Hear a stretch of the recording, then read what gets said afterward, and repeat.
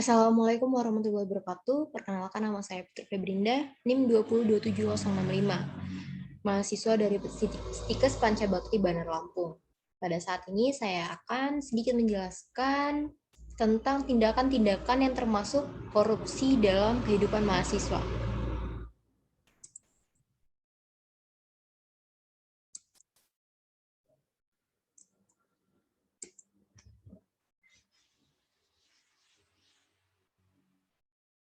Yang pertama yaitu di sini mahasiswa itu identik dengan berbagai ide-ide cemerlang. Mahasiswa juga dianggap sebagai kaum intelektual. Mereka kerap mengkritisi berbagai kebijakan pemerintahan yang dinilai tak sejalan dengan tujuan dan kesejahteraan rakyat. Namun nih ya, kadang citra mahasiswa sebagai kaum intelektual tersebut rusak karena beberapa perilaku yang bertentangan dengan titelnya sebagai mahasiswa. Bahkan nih, perilaku tersebut menjurus kepada perilaku koruptif yang berbahaya bagi bangsa dan negara. Baik, di sini saya akan menjelaskan beberapa perilaku koruptif. Yang pertama yaitu markup anggaran dalam kegiatan. Nyaris di setiap agenda mahasiswa kerap menggelembungkan dana yang dibutuhkan. Nominal itu dilampirkan dalam proposal, yang mana pencairan akan didapat tidak mencapai anggaran yang terlampir. Bisa jadi nih ya, setengahnya atau malah lebih rendah lagi. Apalagi kalau pihak yang diajukan proposal sedang seret ayat-ayat krisis sudah pasti dibacakan. Alasan paling sering digunakan nih ya adalah antisipasi kalau harga yang nantinya ditemukan di pasar jauh lebih tinggi. Meski kenyataannya tetap membeli jenis barang dengan harga yang lebih murah. Yang kedua yaitu perilaku titip absen. Perilaku titip absen ini dilakukan oleh dosen. Dosen itu melakukan absen panggil atau memberlakukan sistem 2 absensi atau juga absen biasa sehingga membuat kalian mahasiswa lebih leluasa titip absen karena kesiangan atau sedang aksi demonstrasi. Secara moralis, kita tentu sepakat bahwa titip absen adalah perilaku yang tidak dibenarkan. Tapi tetap ada dalih yang dianggap kuat untuk alasan titip absen, mulai dari dosen yang tidak begitu penting dihadiri, cukup baca buku sudah bisa dimengerti, hingga menghadiri rapat atau nongkrong di kafe. Yang ketiga yaitu datang terlambat. Datang terlambat ini juga sering disebut ngaret atau telat. Itu budaya korupsi yang menjarah waktu. Dalam satu kesepakatan pertemuan, jika ada satu pihak yang ngaret, berarti telah melalaikan waktu yang disepakati. Ini akan membuat orang lain merasa dirugikan, sehingga waktu yang semula bisa dimanfaatkan dengan baik terpaksa diundur. Yang keempat yaitu tidak mengerjakan tugas. Perilaku ini juga salah satu rupa-rupa korupsi di kalangan mahasiswa. Perilaku ini selain merugikan diri sendiri karena akan kehilangan nilai, tidak mengerjakan tugas juga berarti mengabaikan kewajiban yang semestinya ditunaikan. Akibat mengabaikan kewajiban tugas, dapat berdampak mahasiswa bersangkutan akan mengulang mata kuliah tahun depan.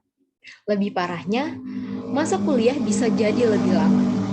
Yang kelima, yaitu plagiat tugas. Segala bentuk plagiarisme adalah perbuatan yang dilarang. Tak terkecuali tugas kuliah nih. Terlepas dari yang diplagiat bersedia atau tidak, namun masih ada sejumlah dosen yang abai dengan kebiasaan ini. Akibatnya, plagiat tugas jadi lahan basah untuk plagiat tetap membudaya. Selanjutnya yaitu nyontek saat ujian. Kita sudah sering mendengar yang namanya menyontek sesama teman. Nyontek ini sudah ada mungkin ya untuk saat ini dimulai dari SD. SD saja sudah menyontek, apalagi sampai ke mahasiswa di kampus. Nyontek ini adalah perilaku yang tidak jujur dan menghalalkan segala cara untuk mendapatkan sesuatu, tentu sangat erat dengan tindakan korupsi. Nyontek di kalangan mahasiswa mau tidak mau harus diakui sebagai salah satu yang termasuk tindak pidana korupsi. Yang terakhir yaitu numpang nama saat kerja kelompok. Sepertinya kita sudah tidak asing dengan kalimat ini. Mungkin tidak sama yang tadi nyontek saat ujian, mungkin tidak hanya di ini ya di kampus, tetapi di sekolah-sekolah seperti sekolah menengah atas, SMA. Mungkin itu juga sudah kebiasaan untuk orang-orang yang malas, orang yang tidak peduli dengan tugas-tugasnya, dan juga orang yang tidak mau mengerti dengan apa materi yang akan besok yang disampaikan. Jadi numpang nama saat kerja kelompok nih, tidak bekerja apa-apa nih. Yang pertama, tahu-tahu ingin sekali namanya terpampang dalam tugas kelompok.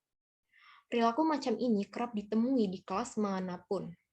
Dalih yang disampaikan cukup beragam, seperti sibuk kerja, tidak mengerti materi, sampai yang paling remeh, tapi ampuh nih, menggunakan dalih pertemanan sebagai senjata. Contohnya, seperti ada 2 orang yang berteman, satunya, dan itu satu kelompok, satunya lagi sibuk di rumah, atau lagi ada arisan keluarga, atau lagi ada urusan keluarga, jadi dia bilang, kita nih kan temen nih, temen deket, bisa nggak kamu aja yang ngerjain? Saya lagi sibuk di rumah.